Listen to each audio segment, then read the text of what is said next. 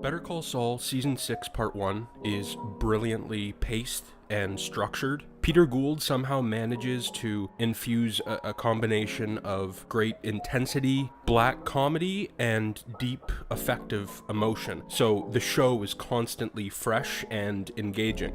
In regards to the excellent structure in particular, I immediately point to Jimmy and Kim's plot to take down Howard. Early on, we can tell that this plan is elaborate, but we initially aren't privy to the actual ins and outs of how it's going to play out. And that fact makes the culmination of Jimmy and Kim's devious plot even more so effective. With each episode of the season comes the planting of a seed, that seed being one of the components of the duo's ultimate plan. In episode 1, we get Jimmy planting the quote-unquote cocaine in Howard's locker. In episode 2, Jimmy and Kim get the Kettlemans involved as they report to Cliff about Howard's quote-unquote cocaine issue. Then, in episode 3, with the help of Huel, Saul essentially has a replica of Howard's car key made. Before, in episode number 4, Jimmy, dressed as Howard, takes his Namaste-plated vehicle out for a spin, throwing a prostitute out on the street in the process, for which Cliff has a perfect vantage point.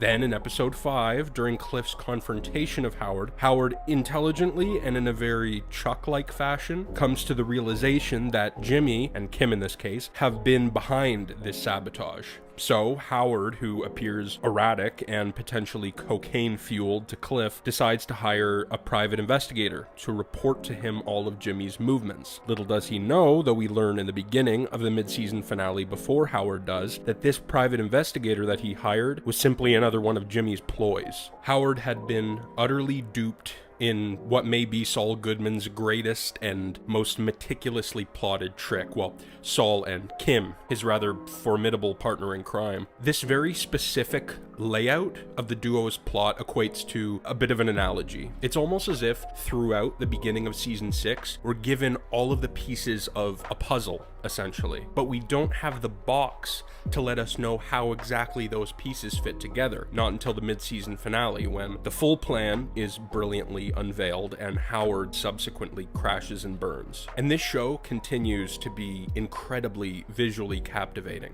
It seems as though every single solitary shot has a plentiful amount of preparation and effort put into it, as well as great purpose. But there certainly are a couple of favorite shots of mine from this half season that instantly come to mind. In episode number 3, when Nacho is camping out in the oil tanker, we have that bird's eye view shot of the oil tanker as the camera slowly spins and rises, all of this taking place during a time lapse. I'm baffled as to how the crew is able to accomplish that shot. I also think of episode number 7, when Saul removes his cameraman from the classroom he had been teaching before making their way to the shooting location where the rest of the crew is getting set up.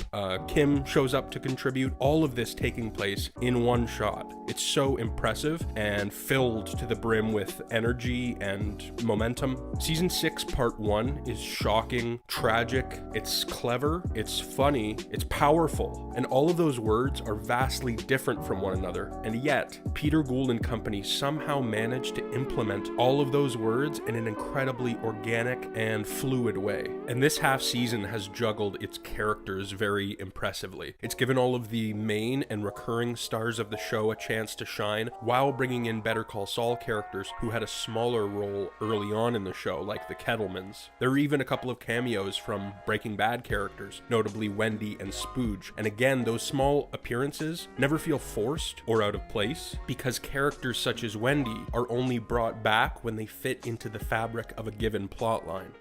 The first 2 episodes of Better Call Saul's final season, which I'm going to refer to collectively as the premiere from here on out, were brilliant.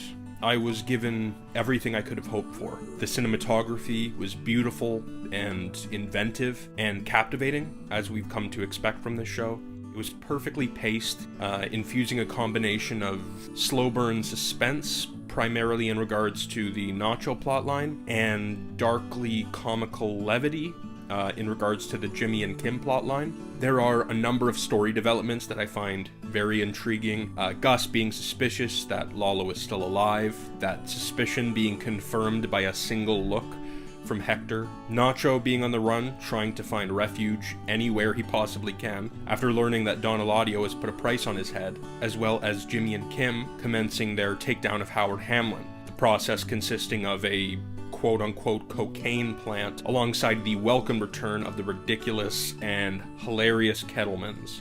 Every move a given character made felt right for that particular character and true to the path down which they seem to be going. I find the current state of the Jimmy-Kim dynamic fascinating in that it is Kim who is trying to push the envelope, Kim being fully committed to a morally bankrupt idea, while Jimmy is being more so tentative and only wanting to take things so far.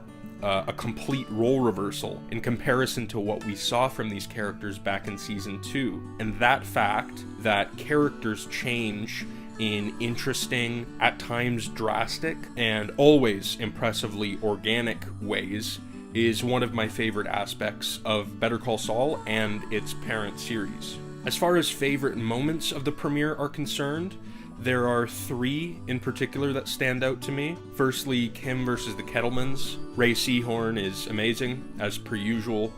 This is undoubtedly the most intimidating and kind of menacing that we've seen Kim. And that fact, coupled along with this being the first time that we see her flexing her connections to high-ranking personnel for reasons of coercion and blackmail, essentially, makes me very excited to see where this storyline could possibly go. It'll surely be a bleak path, but one that just has me so engaged that I simply can't wait to see where the writers ultimately take Kim. Another favorite moment of mine, Mike versus Tyrus and Gus. The scene had my heart racing. It was, simply put, extremely intense. I've really liked the concept of Mike starting to care for Nacho over the past couple of seasons, and Mike taking that stance against Gus and an armed Tyrus to protect Nacho's father, essentially, just really speaks to his unfathomably immense strength and nobility and bravery as a character. Though the most intense and visceral moment of the premiere came in the form of Nacho's standoff against the twins. Nacho, foot on the gas, gun raised toward the scariest duo in both Better Call Saul and Breaking Bad, was incredibly badass. I could feel his primal scream as he's charging toward them, bullets flying, and Nacho being in this intensely dangerous situation, which has unfortunately become the norm for Ignacio, just reminds me of how much I care about this character and root for him. I've been perpetually scared for the character of Nacho, and that fear has only increased now that season 6 has begun. Overall, the premiere was excellent, and I am beyond anticipated to see where the story goes from here. Coming into the final season, I certainly knew that there were a plethora of potential paths that led to Nacho's death. I just wasn't expecting that path to come to an end so early on in the season. That being said, though, it now makes total sense as to why much of the first 3 episodes of the season were centered on Nacho. Peter Gould and company wanted to give this character a farewell that was worthy and dignified and true to the character of Ignacio. Now, before I praise the work of Michael Mando up and down, I want to first focus on a memorable non-Nacho moment, and that comes in the form of Saul and Huel's valet scam. The editing of the scene is exquisite in that it utilizes these consistently dynamic shots and cuts to transfer back and forth between Huel and Saul's key man and the valet driver racing down the stairs toward the pair. The score beneath it in that moment is great in that it uses the same sort of momentous classical music that had been playing in Howard Hamlin's car prior to the scam's commencement. Yeah, this piece is this wonderful little musical momentous scene with quite a bit of levity in an otherwise powerful and emotional episode. Now let's move on to Mr. Mando. There are 2 scenes in particular where he gives utterly Emmy-worthy performances. The first of which is the scene featuring Nacho's phone call with his father Manuel, which is quite heartbreaking. There's a great amount of subtext in this scene. It isn't the spoken word that is so emotional. It's the fact that Nacho's love for his father has been a prevalent and profound component of the last few seasons, and Mando's facial performance clearly conveys that he knows this is going to be the last time he speaks to his father. It's heavy stuff. I also appreciate that as soon as the phone call ends, we just hold on Nacho for 15 to 20 seconds as we just get to be with him in that moment and experience with him all of these very overwhelming emotions. And the shot is basically static. It's super simple and stripped down. Now, the final scene of the episode is what I believe to be the best 5 to 10 minutes in Better Call Saul. It was a brilliant move on the writer's part to have Nacho go out on his own terms, by his own hand, and only after he verbally eviscerates the Salamanca family tree. And besides the fact that Mando's acting in this scene is exceptional, hearing the character of Nacho say these words after being so reserved and holding his tongue for 6 seasons is unbelievably satisfying. Nacho assures to insult everyone in the vicinity. As we know, he wants to keep his father safe, so he can't give Gus up.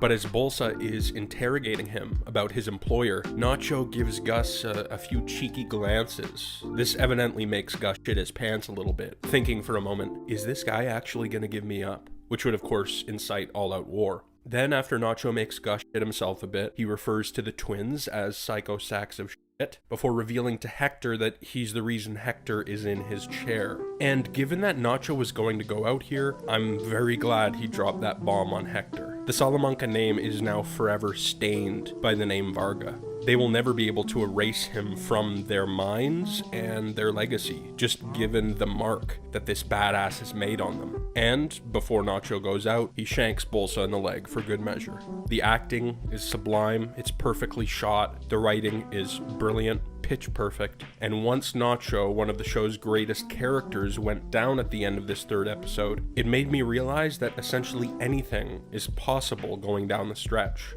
The final scene was jaw-dropping, shocking, emotional. It really stays with you. Episode 4, Hit and Run. This episode is wonderfully directed by Ray Seahorn. The cinematography in particular is great. The Howard scam is a ton of fun. That part of the episode kind of constitutes the black comedy portion of the show, in that it's hilarious to see Saul dressed up as Howard and spray tanned to shit, but in the same light, we know that the consequences of these wild actions are coming. Boy, are they ever coming. I love the scene in which Kim meets Mike. When the two started talking, I immediately realized that this is their first time meeting throughout the entirety of the show. It's very interesting to see these two forces collide. Though in the same breath, I think back to the end of season 5, when Mike and Saul are discussing that Kim knows about what he's doing, and Mike states to Saul that Kim is in now. She's in the game. Saul told her what he's doing, and now she's a part of it. And that was before she went off to see Lalo. So the fact that Mike is going to pay Kim a visit to divulge the very scary information that Lalo is still alive just reminds me that she's now in more danger than ever. I love the final scene and how it brings the episode full circle. We've got this great underlying score as we see Gus with his bulletproof vest on. He's got a piece strapped to his ankle, and then we watch as he walks through his secret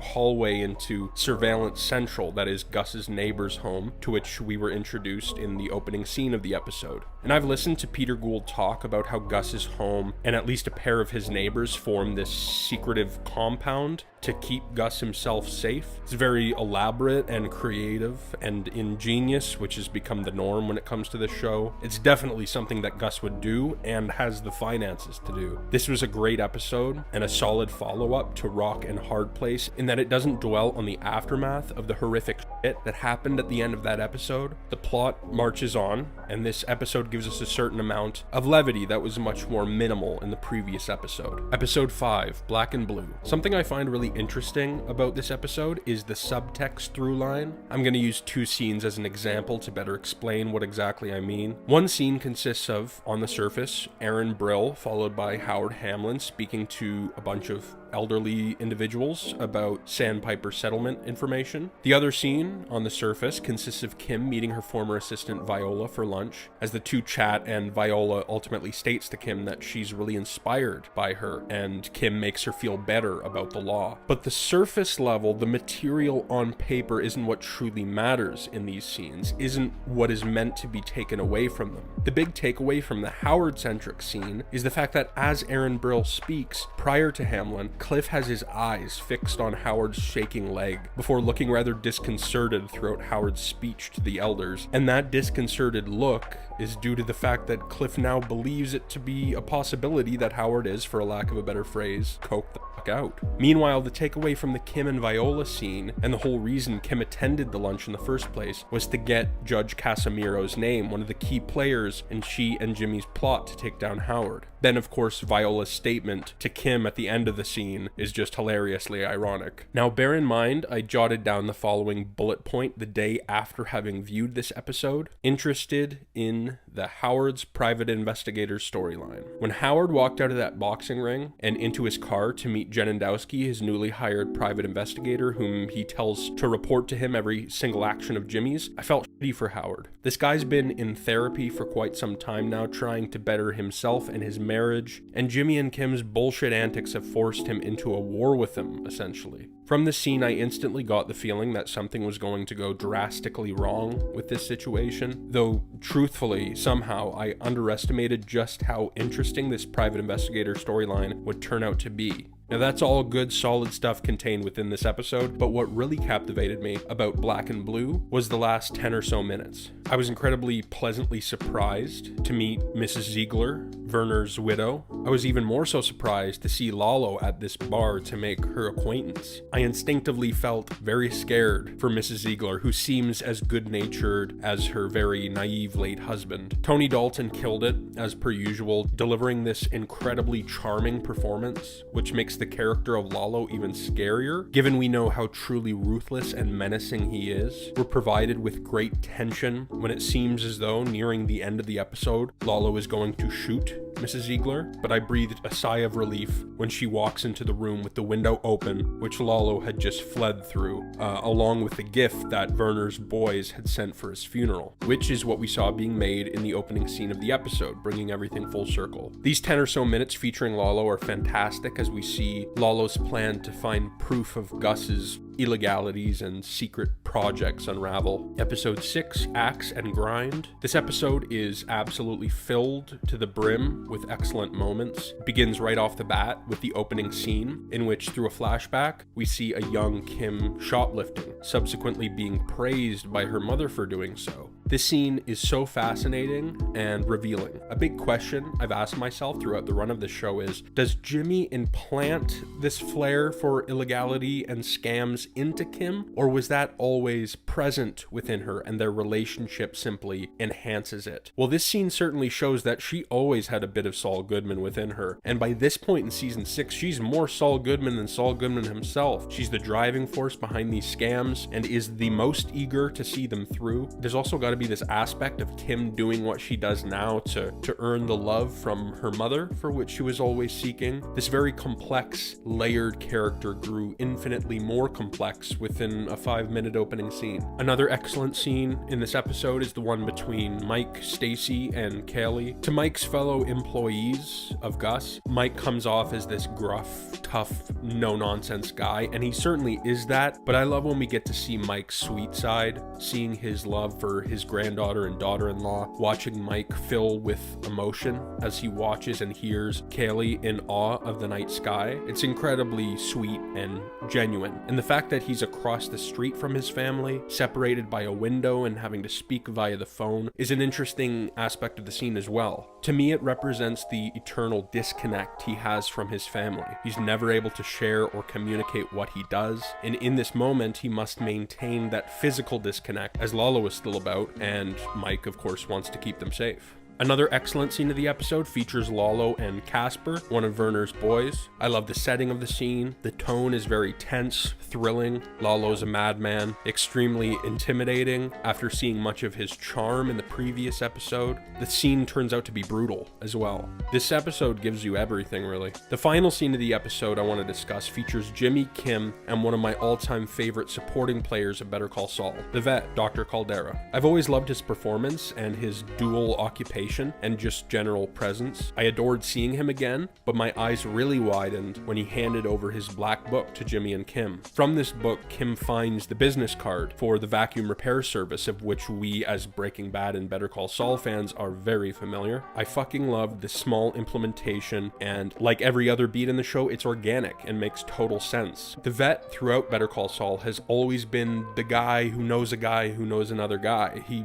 links Nacho and Mike up in season 2. He introduced Jimmy to Huel in season 3. He's been associated with the cartel as we see in season 4. This guy knows everyone, so it only makes sense that he would be the guy to provide Jimmy with the vacuum repair connection. Episode 7, Plan and Execution. This episode is a masterful culmination of this half season and a masterful amalgamation of our dastardly duo's devious tactics featured throughout this season. Plan and Execution is an absolute game changer in a multitude of ways, primarily in that it makes me feel very differently about some characters. Before I get to that though, I first want to discuss the great Patrick Fabian, who gives a phenomenal Emmy-worthy performance in the final scene of this episode. Similar to Nacho stating some very powerful words to the Salamancas in episode number 3, what Howard says to Jimmy and Kim in this final scene is expertly written, beautifully performed, and incredibly satisfying to hear after this duo have tormented this essentially innocent guy. Jimmy and Kim infuriated me in this final scene. The way they were speaking about their burning to the ground of Howard in such a nonchalant manner, and Kim, who is typically so badass and forward, acted so cowardly in this scene. And let me make this clear, these characters about whom I am discussing are as brilliant as ever, so layered and complicated and fascinating and flawed. I'm not simply drawn to characters who are good because they are good. I'm drawn to characters who are interesting. I found it to be a brilliant choice that this enormous painting of Chuck is present within the room in which Howard crashes and burns. Saul basically did the same thing to Howard that he did to Chuck. He utilizes these people's knowledge of his true nature against them in order to make them seem crazy, even though they're right in what appear to be these delusional nervous breakdowns. Multiple points in this episode bring me back to an unfathomably excellent scene from the season 3 finale. In this scene, Chuck states to Jimmy that although he doesn't want to hurt his feelings, Jimmy never mattered all that much to him. This scene was heartbreaking, a gut punch, and a major contributing factor to transforming Jimmy McGill into Saul Goodman.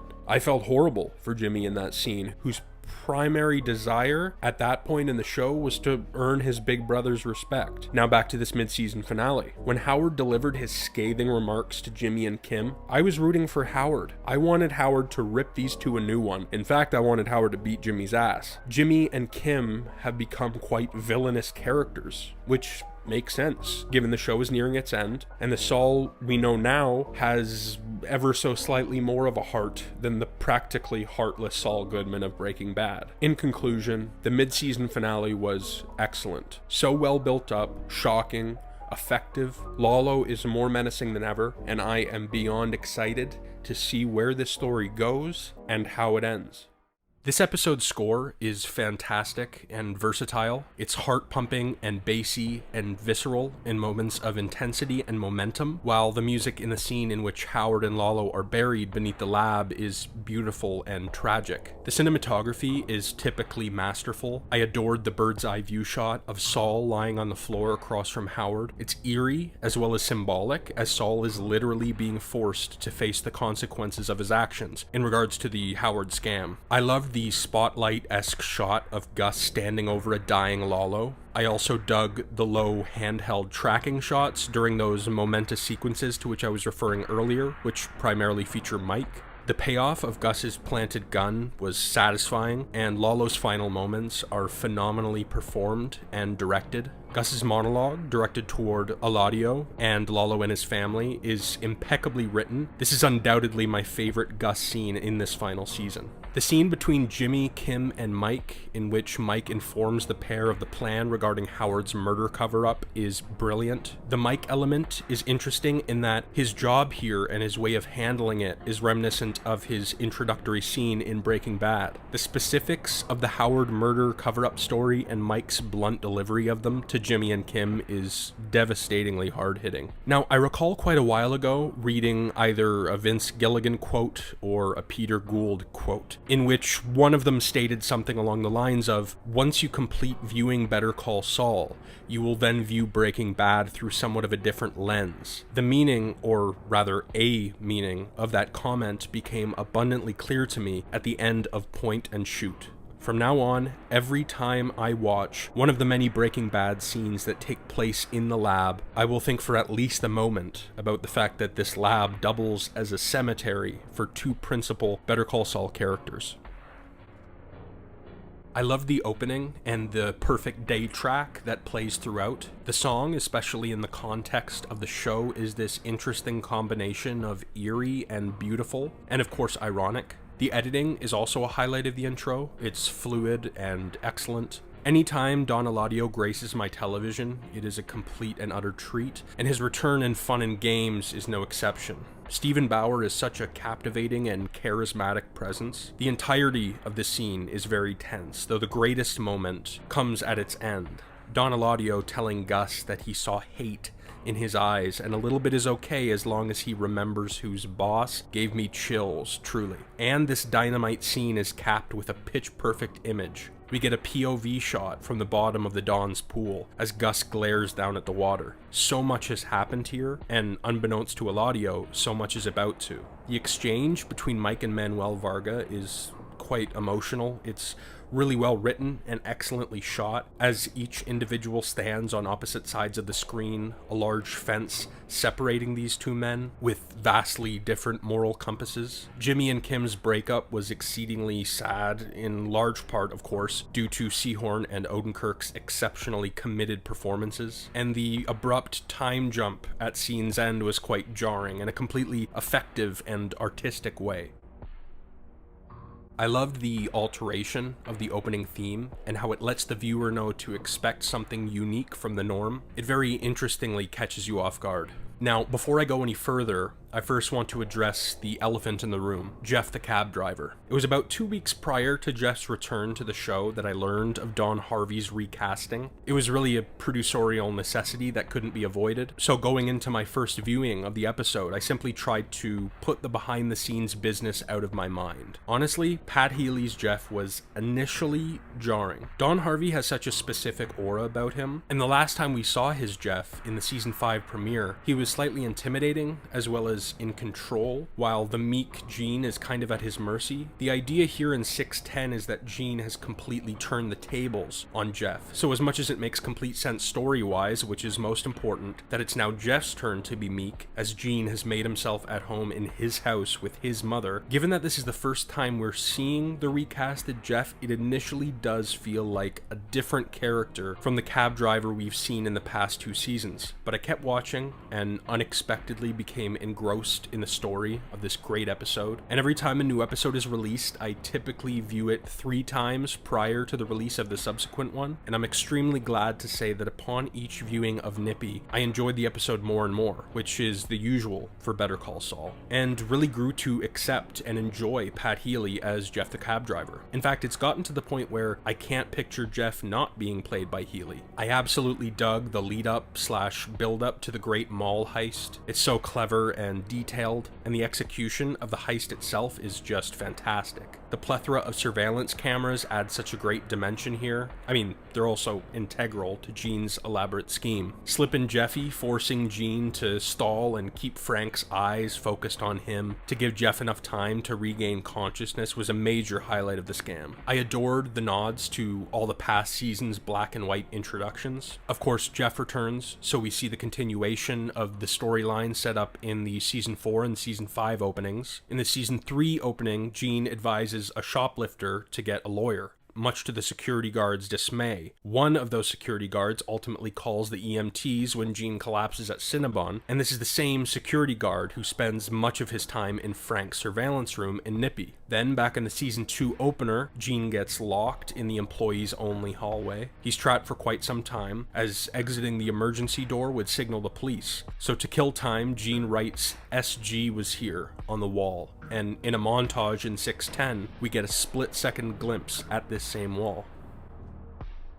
I dug the simple A story, B story structure of the episode. One plotline set in the Gene timeline, the other, of course, set in the Breaking Bad timeline. I thoroughly enjoyed the implementation of Walt and Jesse. It was great how we're immediately inside the crystal ship right at the commencement of the cold open. It was cool getting an alternate look at the classic scene from Breaking Bad, episode 208, in which Saul name drops Lalo and Ignacio. It was a blast to see the return of this legendary dynamic. It was interesting hearing Jesse ask about Lalo, a small, kind of eye-wideningly cool moment in which the worlds of these two shows merge. And the final shot of this scene of the dug grave once the crystal ship has departed, as a black and white Gene appears within it as we transition into the Gene timeline. It is potentially the show's greatest and most creative and ominous transition. Gene, Jeff, and Buddy's identity scheme is so elaborate and clever. It also leads to great guest appearances from Buzz himself, Devin Rattray, as well as Kevin Sussman. And the fact that Sussman's character has cancer is an intriguing creative decision, considering this is the sole episode of this show at the time of 6/11's airing in which Walter White, Cancer Man himself, is featured. The final scene of this episode is incredibly interesting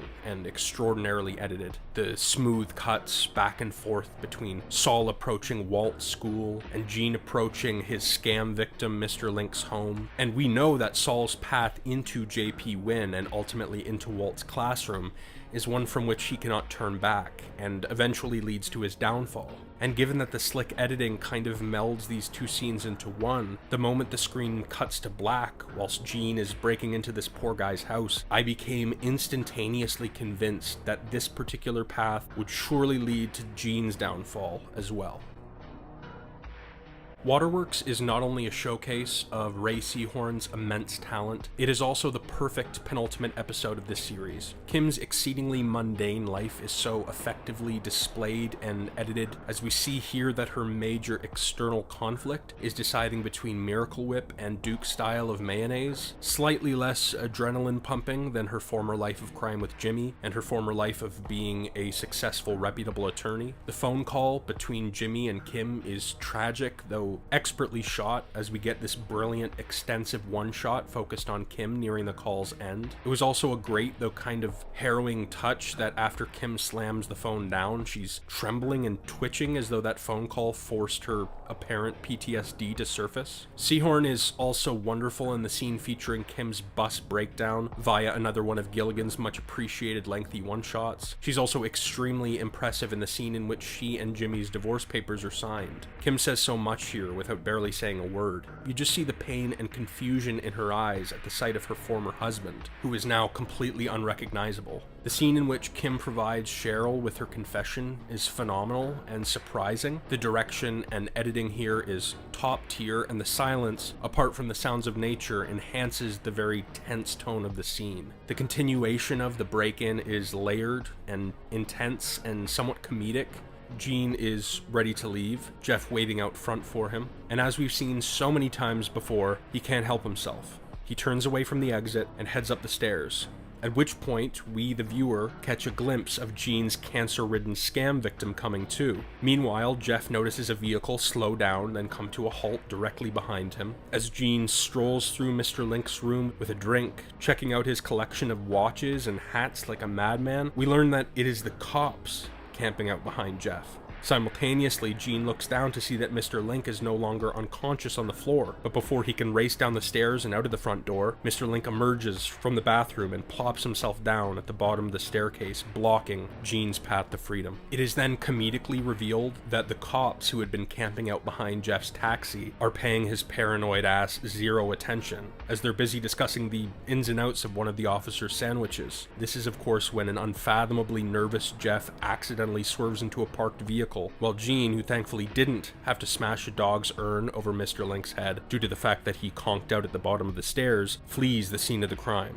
This amazing, masterfully paced sequence causes a vast array of different emotions throughout its pretty compact duration, and it's certainly one of my favorites of this final season. This brilliant episode is capped with an excellent scene that brings the show full circle in multiple ways. Firstly, when Gene is faced with an old Better Call Saul commercial, the reflection in his glasses is colorized in an otherwise black and white frame, practically identical to the first ever scene in this show. And the majority of the scene between Gene and Marion really takes me back to the show's first half, particularly season 3, which heavily features the horrible concept of elderly abuse. And Marion's method of discovering Gene Takovic's true identity is a prime example of poetic justice, as she makes said discovery on her new computer, which was purchased for her by Jeff, with the money he made from the mall heist, which was all orchestrated by Gene.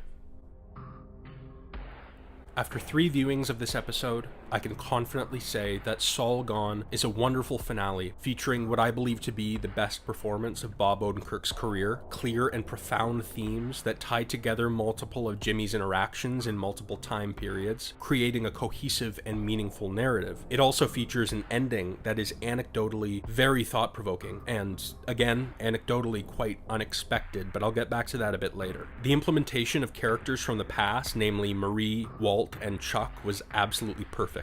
The performances given here by Betsy Brandt, Bryan Cranston, and Michael McKean respectively are so brilliant and instantaneously gripping and impactful. These amazing characters' involvement felt so right and tremendously organic to the story of this episode. I really loved the through line of regret and Saul's refusal to genuinely acknowledge this concept, up until the big court climax, of course. Now let's momentarily put the spotlight on a man who has proven himself to be a really impeccable and special actor, Mr. Bob Odenkirk. He really gets a chance in Saul Gone to showcase his range as he portrays each of the 3 incarnations of his character in this 70-minute story. We get Gene Takovic for the first act or so, then for much of the episode's duration, we're treated to the great Saul Goodman, until the final act or so, when Saul reclaims the name Jimmy McGill. In fact, let's discuss the rebirth, if you will, of James Morgan McGill, which is unquestionably the aspect of this series finale that has taken up the most space in and power of my brain. It initially felt ever so slightly jarring, if that's even the correct word, for a couple of reasons. Odenkirk's monologue certainly felt authentic and heartfelt, but I instinctively had my guard up due to the number of tricks that Saul Goodman has pulled on myself as a viewer, as well as many others in the past. Also, once Gene was prepared to smash an urn filled to the brim with a dog's ashes over the head of an innocent cancer victim in episode 12, I was in utter acceptance mode in regards to Gene simply being too far gone for redemption and being completely soulless and sociopathic. But given that Jimmy's emergence and honesty is resulting in decades more prison time, you know he's being sincere. So, following my first viewing of the series finale, I felt that I needed to take a breath and process this character's end over the course of a few days. So prior to my second viewing, I prepared myself to zero in on a potential forthcoming mental break, which would suddenly drastically alter Saul's course of action.